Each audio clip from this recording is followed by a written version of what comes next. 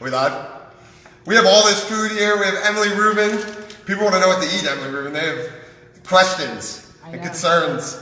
Thank you so much for doing this. This is Emily Rubin, who has 20 plus years of experience. That's crazy. As a registered dietitian, she was actually the 2017 Phillies Reader's Choice Award Nutritionist of the Year. You are frequently featured on Fox and ABC. And you know, if I were to go into the hospital and see you with that white coat and the name tag, I'd be like, this is a gangster nutritionist. I'm about to learn some nutritional facts. You know? So what do you, what is the difference mostly of a RD, like a registered dietitian and a nutritionist? Well, first I want to say thank you for asking me to come. This is a great opportunity. And I did bring the white coat, but I am putting it away because we're out of the office. This is no office time. So just all learning. So a registered dietitian has gone to an accredited university and either has a bachelor's degree and or a master's, and they've also put in 1,200 clinical hours in hospital community service. Where a nutritionist is a general term, a registered dietitian could be a nutritionist, but they are not necessarily just only a nutritionist. So nutritionists may not have a degree. They may just have, taken a class, or maybe they have a degree in nutrition, but they haven't actually had the clinical hours. Gotcha. So it's endless research, man. It is definitely research. But you want to make sure that when you're looking to go to a dietitian or somebody that specializes in nutrition, that they have the clinical hours or they have the specialty in your particular disease or condition. Because, again, nutrition is constantly changing on the internet, on the web. We don't know what to believe. Right. There's so much confusion. There is, and weight loss, of course, being one of them. And it's so relative. It is. Every person's different, no? Exactly. I mean, everybody has a different metabolism. Everybody has a different condition. Everybody's body is different. Right. And how they break down certain. How did you get into nutrition? Well, so as a younger child, I actually was about 30 to 40 pounds overweight, and I was made fun of, bullied. I was called fat many of times. So at one point in my life, about 8th or 9th grade, I'm like, you know what? I think it's time to eat healthy. And my friend's brother was reminds me sort of Derek, very much into fitness and eating correctly. So, we got on this track and I'm like, I wonder if I could go to college for this. So I actually looked at universities that had these particular programs, and I had to keep my GPA up. It was the first 2 years of being a dietitian or training to be a dietitian. It is a pre-med program, so you really have to learn and study. I mean, I studied, 2 years straight, and I decided to go for it, and it's been my passion, and I'm glad I made the right choice. How did you get into going on the news, and what is going on the news like? Like, I just feel like you show up, there's lights everywhere. Like, come here, Emily, go on the microphone here with like lights, and you're big time when you have a makeup designer. Yeah, the makeup part sounds great. That's only actually happened once, but in Philadelphia, maybe they just don't necessarily pay for that. Fox in the morning show, and I've done both the morning and pre-taped stuff. It's all live, so you have to basically, we discuss a topic ahead of time, and then we decide, and whatever goes. So it is rather funny because sometimes things just are ad lib, but it's definitely fun. There's lots of lights, there's lots of cameras. Yeah, I do the makeup, you know what I mean? Like, they were like, hey, Derek, you want the makeup? I'd be like, no, I mean. It would be nice. And then ABC is pre-taped, so again, if you make mistakes, they correct it. And I did ask them one day when I saw, one of them sort of patting their makeup in my office, and I said, who does your makeup? They're like, we do. And our hair. Oh, they do their own? They do their own. Gotcha. I think Cecily Tynes even said on Instagram or Facebook that she does her own makeup and hair. You'll see her with curlers in her hair and things like that. Were you really nervous your first time? I was. I talk very fast, so I have to slow it down. So yes, I was very, very nervous. I think it was maybe 15, 16 years ago. What happens is, because I work at a hospital in Center City, they're looking for an expert in a particular topic, and most of the news stations are relatively close to that, so they call the PR and they're like, Emily, can you come do this? Or we'll come to you, or come do this topic. And how does it work? Like, is it like 20 minutes of an interview, and then they take like 3-4 minutes of it? Yes, or less than that. Sometimes you're 2 minutes, right? Depending on the topic. Like I did something this past spring on the air fryer, which was that's a great appliance if you decide to get it. Saves hundreds of calories, like chicken and French fries, if you make everything without using all that oil. So that was 10 hours of you making all this food ahead of time, bringing it, making food, and then it was literally 2 minutes. What exactly is it? It's the air fryer, yeah. if you're familiar with it. So what it does is it's sort of like a mini convection oven, so it's safe. And you can put chicken or vegetables, and what it does is it cooks it at a really high temperature, so you get that crispy taste without the fat and the calories. You're not using any oil, you're just using a little bit of the spray oil. So I actually compared fried chicken from Arby's versus my breaded chicken, and it was 200 calorie difference, and you saved like 15 grams of fat. You still get that same taste that people are looking for. How much of mental health do you think is relative to what you eat and nutrition? I mean, I think, and I'll say like with weight loss, with any kind of condition, 90% of what you eat is mental, only 10% is truly physical. Right. So why you grab certain foods, if you're at the movies and you smell popcorn, you just grab it. If you're stressed or depressed, you just grab it. And then there's the whole question about the whole sugar addiction. You eat one piece, you want another, you want another, you want another. So depending on the personality, people have the binge eating issue. If they have a history of having other addictive personalities, that could be a trend. So we try to steer away, doing some behavior therapy if we can, with some patients who have, sort of the sugar addiction to, again, avoid it and find healthier substitutions. Do you think that sugar addiction has relation to anxiety and depression, behavioral problems? So sugar, when you eat it, actually increases this hormone in our bodies called serotonin. Serotonin makes us feel good. It's calming. It's relaxing. So when you eat sugar, you're like, oh, I feel great, if it's a candy bar. But then you get that high, and then sometimes you just then get the low. It can sort of drop you back down to a low blood sugar, and then you want more. Or again, it just tastes good. There's all different reasons, again, why people are grabbing this. I try to focus on make sure you've eaten a meal. Make sure you've had a glass of water first. Are you truly hungry for that? I would say at least half my patients, are eating through fullness. And that's very hard to control. It becomes a whole, again, mental sort of behavior therapy of why you're eating this food. If you're not hungry, I don't get it. But, you have to work with them. So if you actually have a donut or some candy, but you've had, your greens and a lean piece of chicken or some protein, that's not as bad as that if you just eat the whole bag of candy like I did the other night. Yeah, we all get to those stages that we do that. Yes.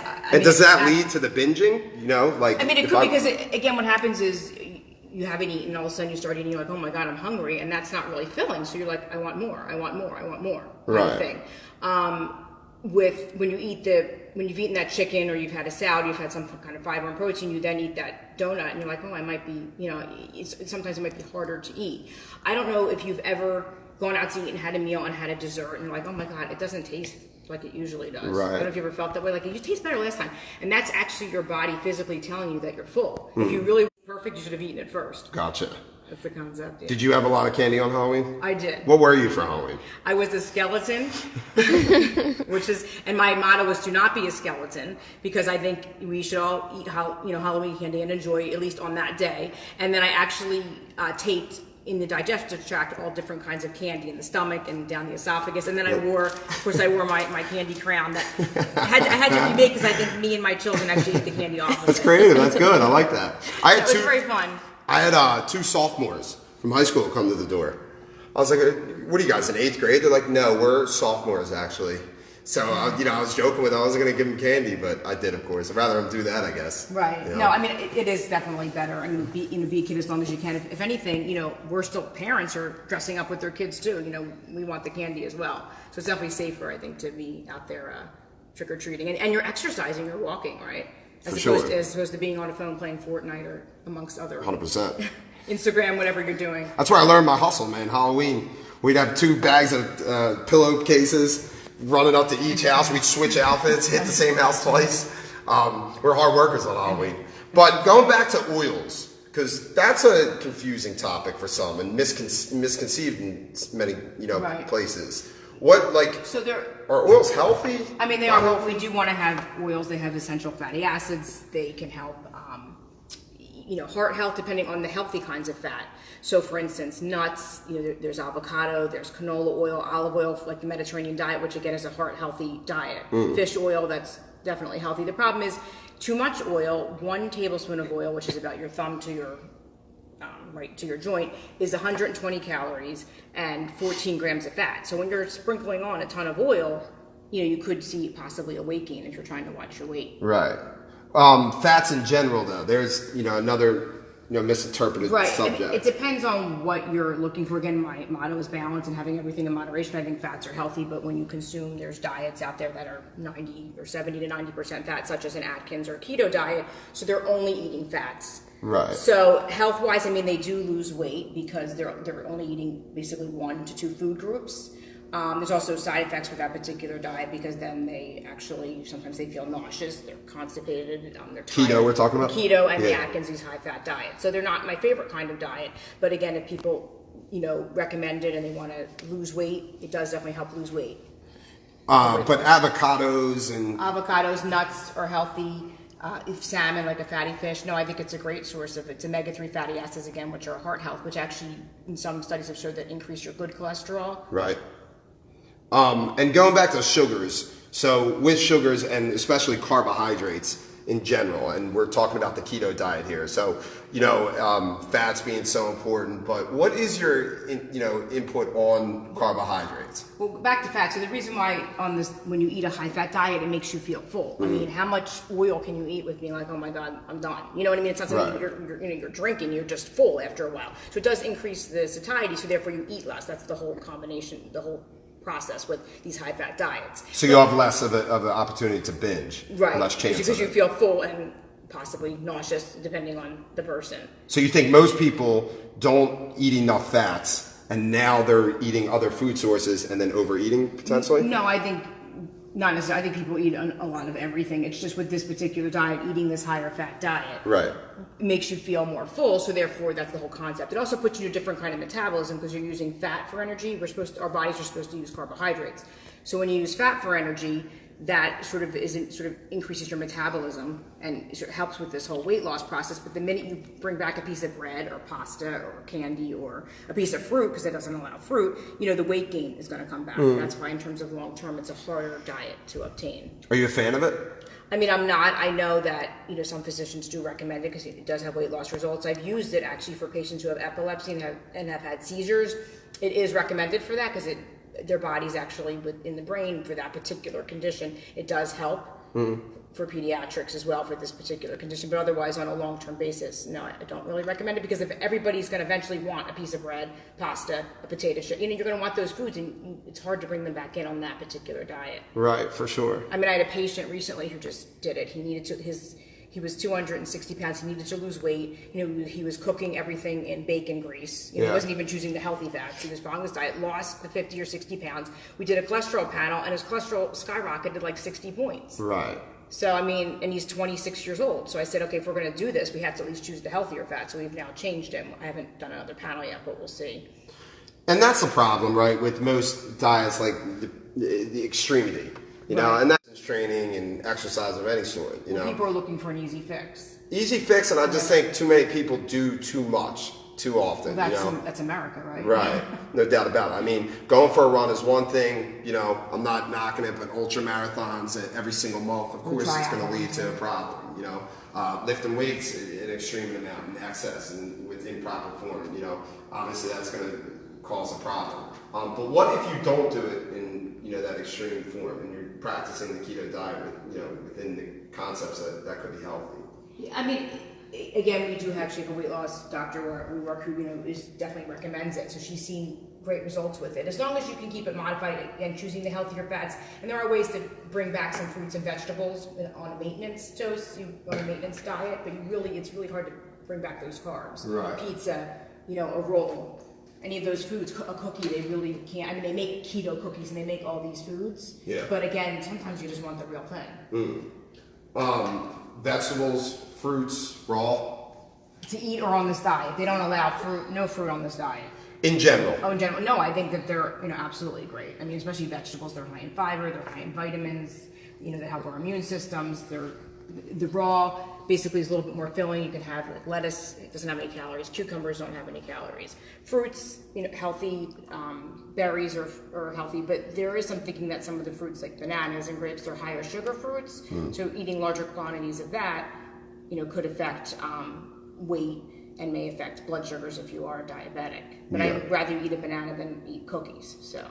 So berries are a better option. Right, berries are. But do you believe in fruit in excess? Like what you're saying is if you're eating too much. I don't believe in anything in excess. I don't care if it's like carrots, sticks, or lettuce. Because why, if you have that pattern to overeat like that, you know what I mean? Like that means your body's used to eating large amounts of food. Yeah. And working in the GI world, it doesn't work for anybody. Right. I mean, everybody has some kind of, you know what I mean? You're going to feel bloated, or you might have some, heartburn. Like the large portions of really anything, just we're not made for that. I gotcha. Unless we're like bears and hibernate. Right.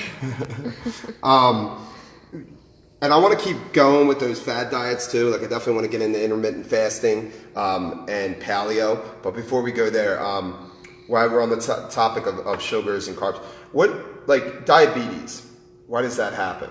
I mean, it depends. There's a lot of different reasons. A lot of times there could be a predisposition, meaning like mom or dad, brother, sister, aunt. So if they're already diabetic, you may have a predisposition to become diabetic. Then if you're overweight, and you have there's other conditions sometimes associated. You may have high blood pressure or high cholesterol. It's part of this whole metabolic syndrome. So therefore, you could be more at risk for diabetes. And if you eat too many carbs, even too much pasta or rice at one time, your body can't break down those sugars. What does too much carbs mean, though? So, like, how many grams are we talking? It does depend on the person. It depends on the person. Some people, I'll give you an example. So like one piece of bread is anywhere from 15 to 20 carbs. Right. So usually for diabetic, we might recommend 45. And that fruit is considered a carb, a glass of milk is considered a carb. So you really sort of have to figure out what kinds of carbs to eat. But the big thing with diabetes, and this is type 2 diabetes, so this is basically developed more so, I don't even say later in life, it's secondary to being obese. If you lose weight, 10% of your weight, no matter how you lose it, if it's keto, if it's Atkins, if it's intermittent fasting, if you lose that weight, it's going to 90% of the time it's going to go away. Gotcha. You mentioned milk. Milk, right. What's your thoughts on milk? No, I mean, I think milk is good. I mean, they're now, depending on if it's keto, they're recommending the higher fat milk. But again, that's the more saturated fats, which they're the ones that you really don't want to have. But so there's regular milk, but milk does have a little bit of natural sugar in it, which is lactose, about 11 grams. You could choose, there's other milks now, something called Fairlife milk, which is a little bit of a higher proteins milk.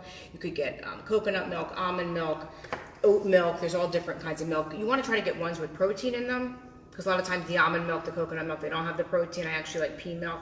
Gotcha. I have had that.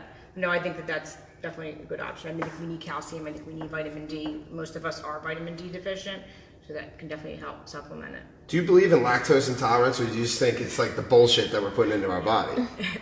No, I think there's a lot of different reasons why we're lactose intolerant. I mean, it's not all or nothing, where some days we can tolerate milk, some days we may not. It's something that sometimes as we age too, lactose is absorbed in the small intestine, and it's just, sometimes we just don't make that enzyme enough. Right.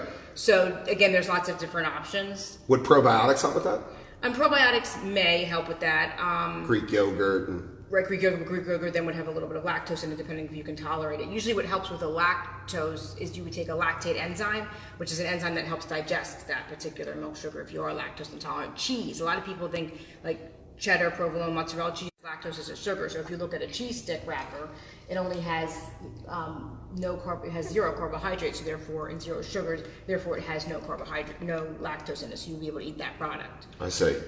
There's been studies saying if you take those little enzymes that you buy over the counter, the lactate, if you take 2 every day, your body will sometimes help you make that particular enzyme. Really? But I think it's not necessarily what we're putting in I think it's the over-processed foods that's causing a lot of digestive issues. For sure. Like, I don't think people have, as much stomach issues as they think. I think they have Taco Bell problems, you know what I mean, in some cases. Yeah, I mean, I've been doing GI for 18, 19 years, and every patient that walks in, I'm bloated. They're 18, they're 19, they're 20. I'm not looking at somebody that's 70 years old. I have all the college universities coming to me, I'm bloated. Right. You know what I mean? So is it like, why, is it these water bottles? I mean, is it, whatever dye is in our food, why are we all of a sudden bloated? Is it one of the ways that, a lot of people are raised? Like, how important is that to you to raise kids on vegetables? And I guess you don't have to be extremely strict, but listen, I mean, in my head, I'm asking, if you're eating pizza and every other night is ice cream night and every other night is French fry night, that's what you're getting raised on. Right. And so aren't you going to eat that the rest of your life? Probably, because that's what sort of the lifestyle, the environment. People are also busy, they're traveling. You need to take time. You need to prep your food, and there's so much that goes into eating. Right. So yes, that will become accustomed to what they're eating. So it is important with children to start them young on fruits and vegetables. Gotcha. And activity as well. because kids just don't move. But how hard is that though, to get a kid to eat some carrots?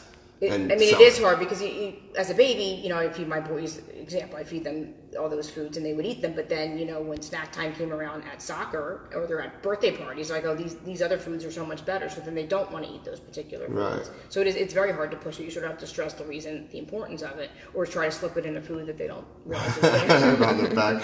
Do you ever trade with them? Like in the sense of eat this burger, if you eat, if you're going to have that slice of pizza, then you have to have this apple or something along those lines? Pizza, I think that's a good option to eat anyway. It'd be more like French fries or something, but maybe I would tell them not to have the fries if they're getting the fried chicken. Pizza's not bad?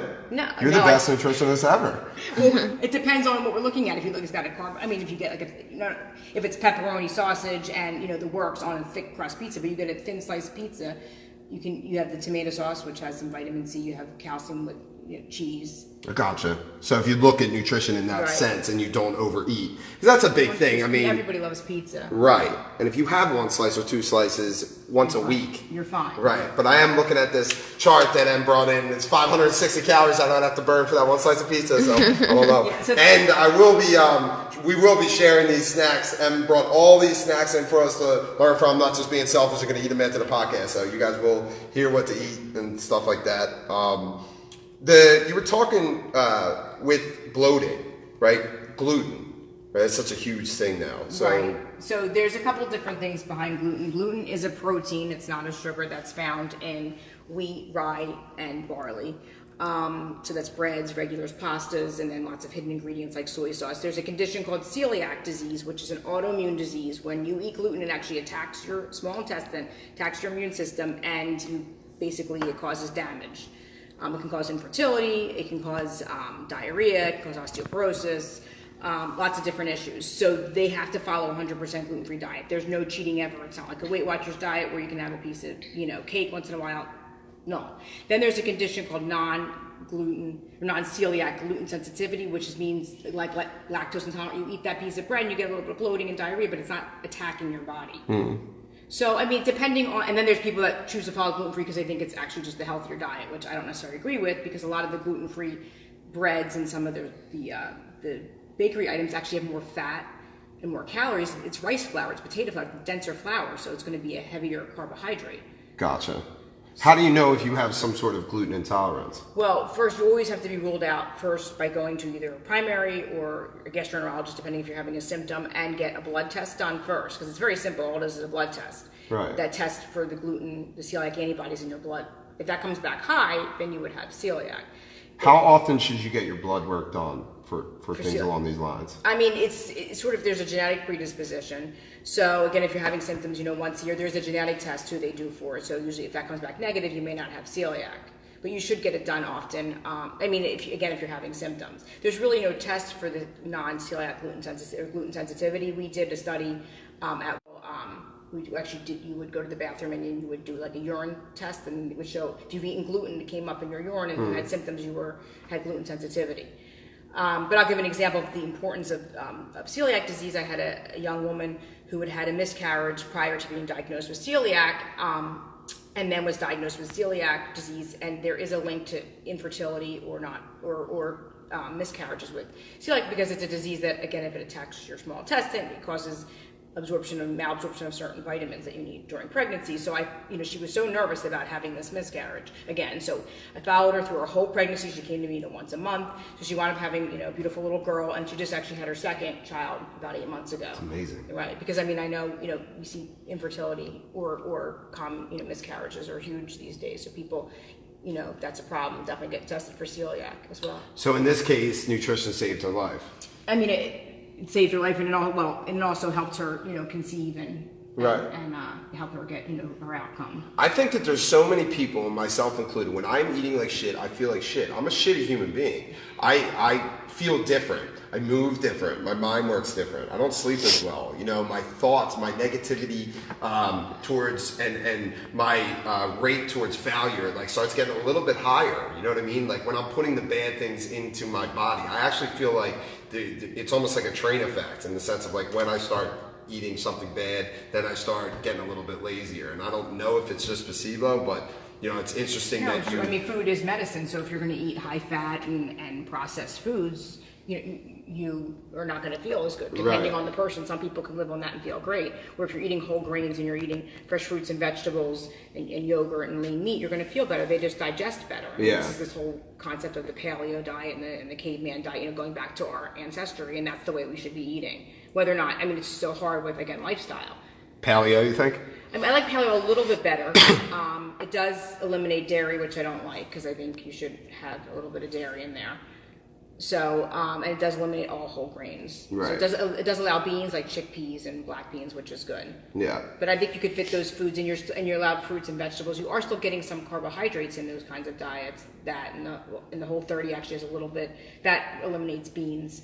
It's more the organic. So you're getting a little bit of carbs. If you still have a little bit of carbohydrates in your diet, that's good. It's when you eliminate them totally, I think it's not a good diet. And again, these are all just weight loss or temporary diets. You're going to follow this for the rest of your life. Most people are not. That's where it comes down to lifestyle. How important is the first 5 days, right? Because speaking of decreasing carbohydrates, when I'm starting to decrease carbohydrates in the winter because I don't want to put on weight, but in the summer I start doing my triathlons and things along those lines. So in the winter when I'm trying to keep my body fat a little lower, that first week, man, if you're not used to it, if it's something that you don't have experience with, that you haven't done a few times, you're going to be like, this is not for me. Well, yeah, you're going to get a headache. Mood swings. Exactly, you're going to get a headache. Again, carbohydrates give us energy. So are you replacing it with protein and vegetables? Are you getting some other foods there to give you that same energy? Or are you just totally doing an intermittent fasting, which is an 8-hour concept? That's the only time you can eat.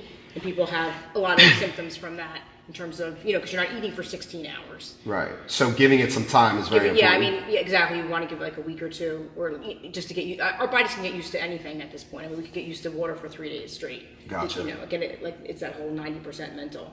Intermittent fasting, are you big with that? I don't like it. Again, I don't like any of these restriction diets because, if you can only eat from 2 to 10, if you choose those hours, first of all, metabolism is a little bit higher in the morning, so you're only eating from 2 p.m. to 10 p.m.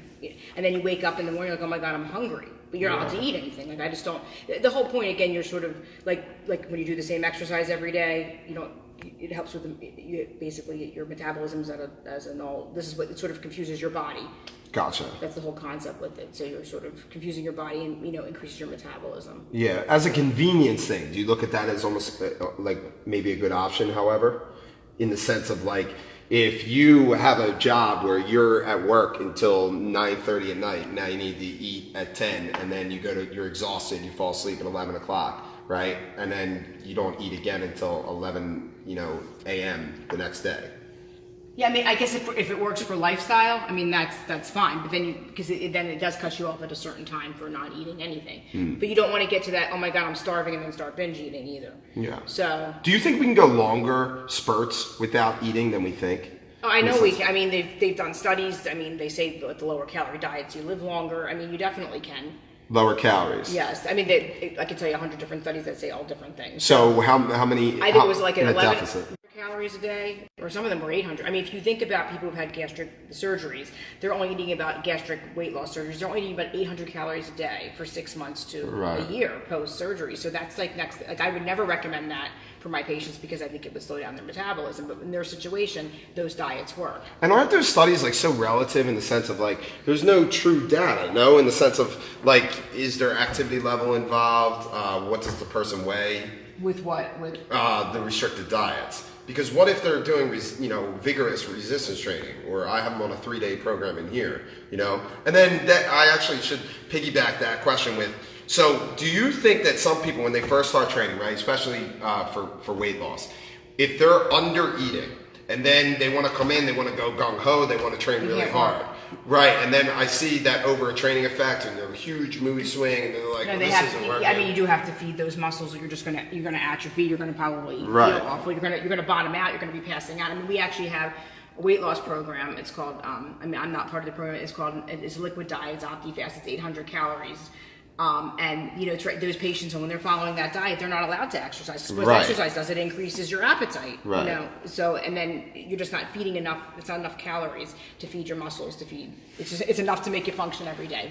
That's why I don't like those diets, because again, it's not teaching you. Yeah. So let's talk about this, because in my head, if I have someone if I'm trying to get someone to lose fat, or if I want someone to lose body fat, especially, right, and I want to increase lean body mass, I need to speed the metabolism. So I want resistance training, and I want to combine exercises, so squats and rows, and keep the weights moderate to heavy, and be able to take short rest periods and keep the intensity pretty high. So if I have someone on an 800 calorie diet, good luck coming in and working hard for 30, 40 minutes the way I need to, and then especially recovery post training. Like the muscle, they're just not going to build muscle in my head. You know what I mean? Again, that's when you need that, like the protein snack, which might be a handful of nuts. I mean, you really shouldn't go. My rule of thumb is never under 1,200 calories. Yeah. It's also the composition of your calories. So have this person eating more lean protein and more vegetables and more, healthy fats, and they will be fine. Because I've had patients follow a 1,500 calorie diet, not lose weight, but their diet is 60 or 70% carbohydrates. Right. So if we have them eat more protein, vegetables, and again, there's healthy fats, they're going to feel full. They're going to get the calories they need for, building up muscle and eat well. Right. And it's calories for who, right? Don't you think? Well, everybody's different calories. Right. There's actually this great tool. It's called the InBody. I don't know if you have it here, where it measures your calories at a resting state. That's like that screen protector. Yes. We seen it the other day at It's like was it True Fitness in New Jersey? It's 7,000. I know I want to get one. We don't have one at Jefferson. I mean, it'd be great for my patients who are also malnourished. And there's a lot of rules with you can't eat for 4 hours or drink because it's sort of off. But it is good because, again, you put these people on, you could see that. It shows your body in like a few weeks, right? Oh, that one. No, this one actually shows how many meaning you would get on there and would say you, at a resting state, you can only eat 1,300 calories. Wow. That's what it tells you. And then it tells you your percent of body fat, but it actually measures it a little bit. Your water weight, instead of just using the calipers, it's using this whatever machine you hold on to something or does some kind of, probes that will measure that. Gotcha. So there's so many things that affect metabolism. Is it genetics? Is it activity level? Is it just muscle mass? Do you think that it hurts your metabolism to do exactly what we're saying of undereating, overtraining right off the bat? Like a question I have for you is, where does calorie restriction come in the fat loss program? Because for me, what I do, and we have a great amount of success here. I mean, we post a progress picture almost every other week. And real weight loss too, like not like starve and sit in a sauna and not eat and lose weight. Like body fat changes, people's bodies getting harder, clothes fitting different, people moving better. Yeah, they might not see necessarily the number change, right? You might just see their composition, because actually muscle weighs not less than fat, but it weighs the same amount as fat. So if you're 130 pounds of muscle and 130 pounds of fat, you might be different of two sizes, smaller. Yeah, and that's a difficult concept for people to understand. But if we were to set it up, like if someone were to ask me, okay, what's the game plan here? What we usually do is we get you to come in and start resistance training, start moving, because you're a rookie in the gym, like getting you better in the gym, start incorporating the lifestyle, maybe a walk at night, increase the activity level, sleeping a little better, a little more water, getting the right foods in the body. I mean, shit, if you're eating if you're walking around with a candy head and pizza night and wings, and then you're trying to restrict calories all the while, like, I think that should you try to get like vegetables and the right foods in the body and keep the calories and then restrict them?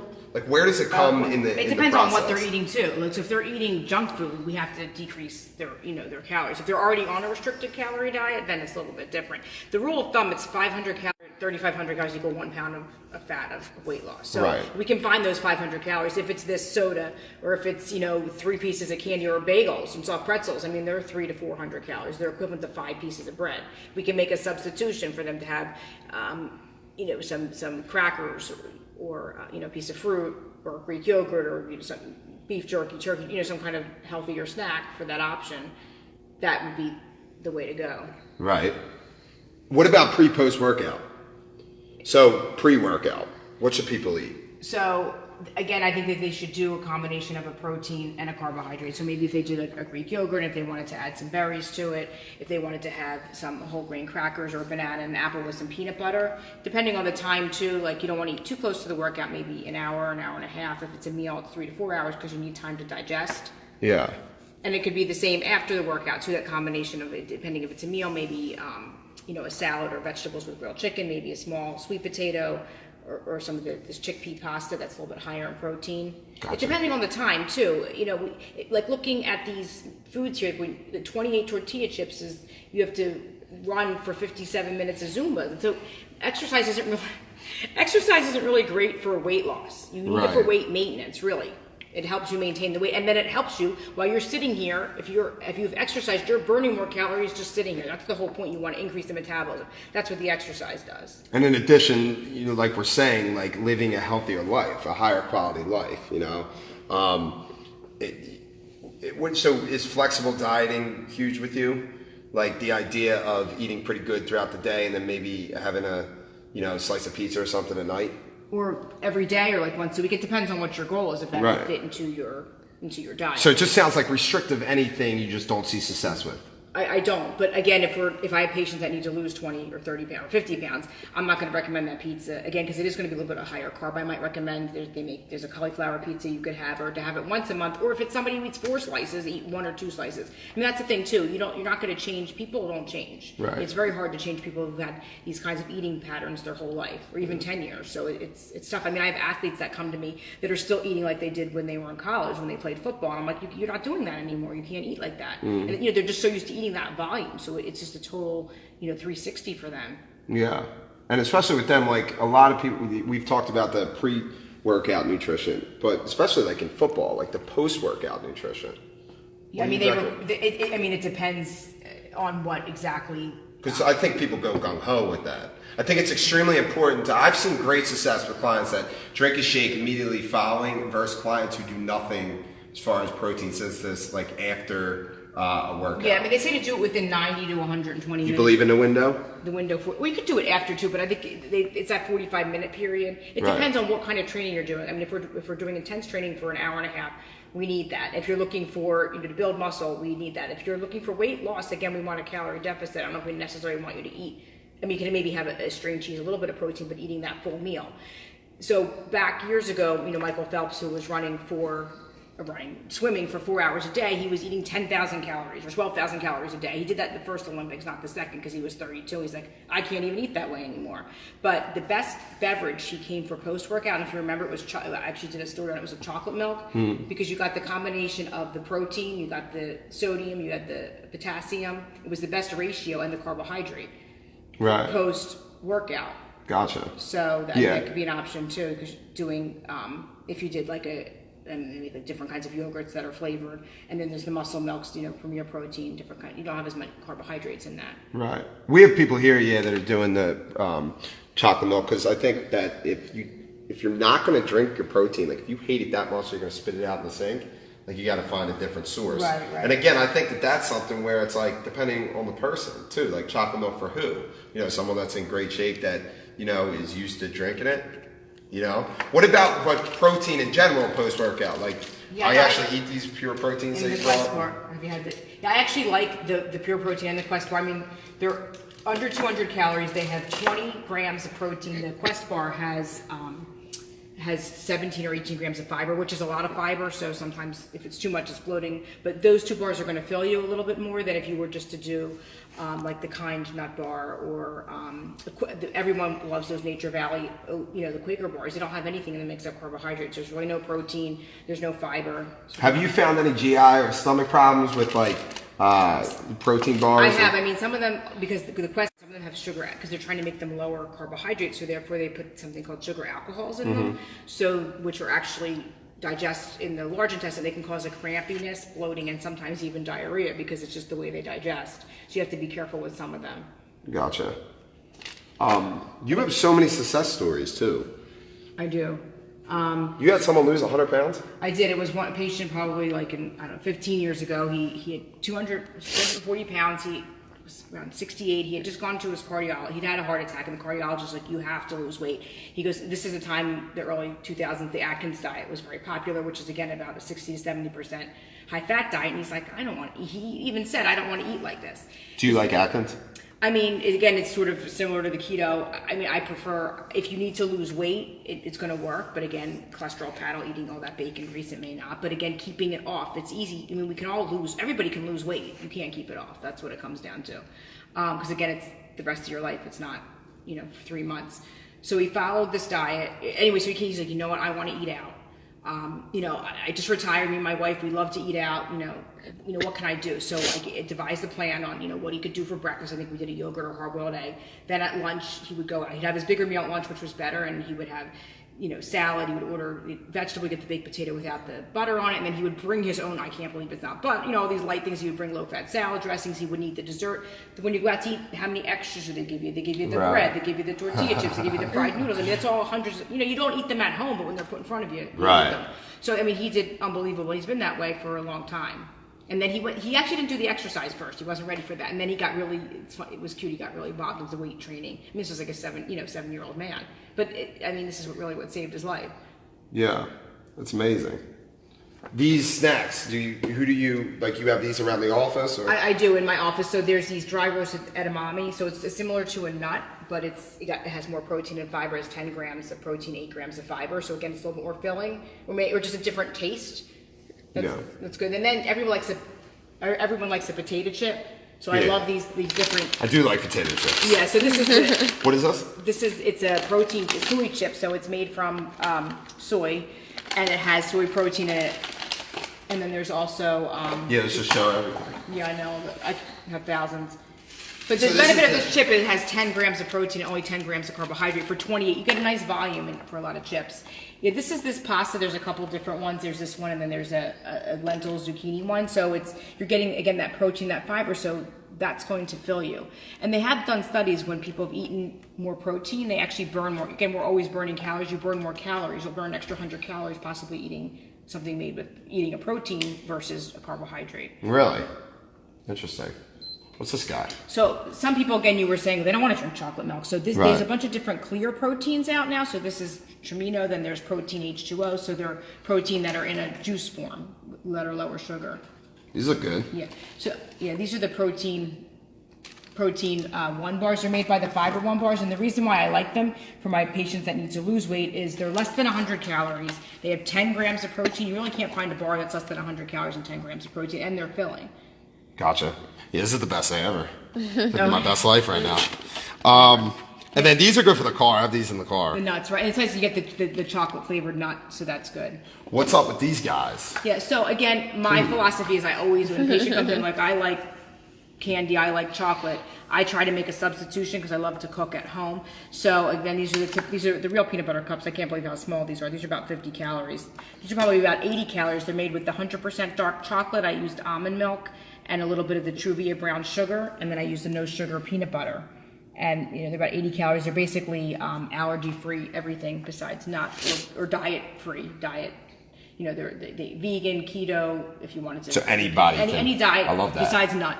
Yeah, you can grab one in the morning. Or and you're getting all the antioxidants from the chocolate too, and it can definitely satisfy that craving. If you were to tell people, like, not to put you on the spot, but here's the most generic way to eat, for the most simplistic way, without knowing any data about the person, right? If we were to give them, first off, do you do 3 meals or do you do 5 to 6? I like the smaller meal theory. I think if you go more than 3 to 4 hours without eating, our blood sugars drop around 4 o'clock or every day. I don't know if you noticed that, depending on your life, but every 3 to 4 hours. So everyone says they get the munchies at 4 o'clock. Why are you going to wait till 6 or 7 to eat? Right. So that's why eating definitely, not necessarily 6 meals, but even 3 meals, 3 snacks. So you're okay. 3 meals, 3 snacks for the person that maybe isn't so prone to start eating vegetables tomorrow and stuff. Like, what's a day like that look like? For just a general person. Well, I like a protein in the morning. I think that jumpstarts the metabolism. I think that's, you eat a bowl of cereal. Who's not hungry? I'm hungry in an hour. Right. I just think it does nothing. So I have something like this. Well, protein, it depends on, I actually like eggs, and if they don't necessarily want to do an egg, they could do, there's these little mini frittata things you can make with eggs and spinach, and you can have them for the week too. Again, like prepping, they make them frozen too if you don't like eggs. Oatmeal, maybe. Again, the Greek yogurt would be good if you want to do one of the bars or one of the shakes. Okay. As well, and then depending on a snack, maybe in between, string cheese, some nuts. I like this. 3-4 hours later, you said? 3 or 4, depending on their time frame. I mean, some people don't eat breakfast till 10, and then they may have lunch at 12 or 1, so then they may not. I also like the concept too, if you're going to have your snacks, to have them earlier in the day versus, because again, our metabolisms just naturally slow down after 7 o'clock. So that those people that is that for everybody though? I mean, that's just what if you're like a shift worker? They're the worst ones. They're the diabetics, and they're the ones that can't lose weight. So our bodies produce a hormone called melatonin at 5 a.m. So Yeah. if you're not producing that, that's already affecting your metabolism. Our bodies never get used to sleeping during the day. No matter. What about people that are sleeping for 4 hours? Like how much is that affecting their Yeah, I mean, digestive process? digest, but it also affects weight. I mean, they've done multiple studies to sleep. What do they keep on saying? 6, 7, 8 hours. But then they're saying if you sleep too much now, that causes depression and weight gain as well. So I don't know what happening. Anywhere from 6 to 8 hours is what's recommended. Because again, that also helps with metabolism. Our body needs sleep. Gotcha. All right, so eggs, some oatmeal. Right. Then lunch we could do, if you wanted to do a salad with grilled chicken. If you don't like salad, there's different soups that you could do, like a bean soup. Sandwiches, a lot of people do dine out, maybe getting grilled chicken. If you can get a whole grain bread, if you could do no bread, like a lettuce wrap, but depending on what we're doing, because some patients do, or people do want those carbohydrates. I would also recommend them having them earlier in the day. If we can do like a carbless dinner, if we're trying to watch the carbs, let's do them earlier when our metabolism is a little bit quicker. And then at night, just doing protein and double vegetables. How important are green vegetables, like having a salad a day? I mean, I think a salad's great. It's with filling. kale and spinach. Yeah, I mean, some people don't like kale, Right. so romaine. Kale definitely has some antioxidants, and it's high in a lot of folic acid, lots of vitamins and fiber. But again, any kind of salad is good. It's going to fill you. It's what you're putting on it. If you want to do, the creamy dressings aren't great. Doing sort of an olive oil or vinaigrette is good. Gotcha. How do you eat? Similar to what I'm telling you. Yeah, make it a lifestyle. It is. It's a total lifestyle. Right. Do you ever play around and do any keto or? No, I don't think I could. Intermittent fasting? Or? No, the intermittent fasting maybe. Then that's not by choice. That's just because of my schedule with work and children. The keto I could never do. I guess I was brought up at the age when everything was fat free. I don't know if you remember that. Yeah. People. There's the condition. People were buying was fat free Entenmann's, fat free everything. They're all buying that, and people were gaining weight because the sugars were so high. So I don't just the idea. We were told that for years. Right. And then that wasn't good either. Again, every few years there's a different diet, but then we always go back to the 70s, which was the Atkins and Scarsdale. And there's a military diet, which is like 1 egg, 1 piece of toast. Again, they're all calorie restricted diets. Right.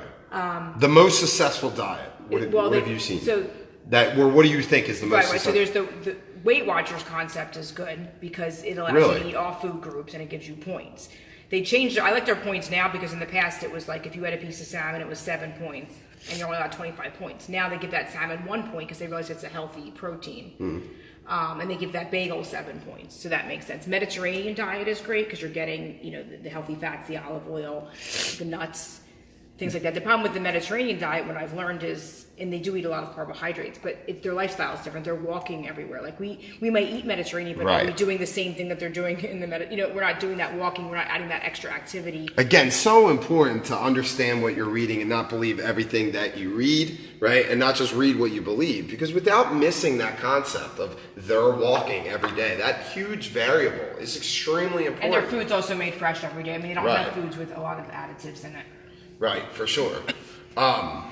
Do you think that for most people, eating less is important? Or do you think that, for most people, the bottom line, do we need to eat less food?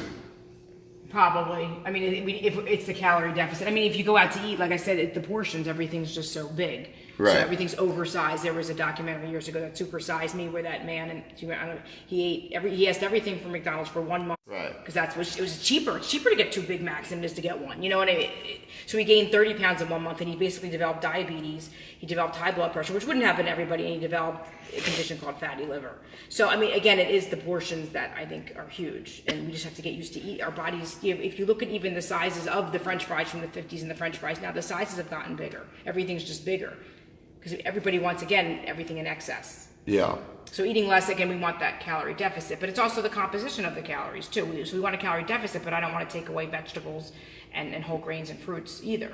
Right, for sure. What about apps, though? So, like you were saying how the calorie counting and things along those lines, but like, and Weight Watchers. So, like TV dinners that people are going to get them, right? What are the healthiest? And then also I saw like a lot of people on our posts, they were mentioning like what apps to use. Yeah, so I like MyFitnessPal because it actually has you can adjust the macros, the carbs, the protein, the fat, and you can put the percents.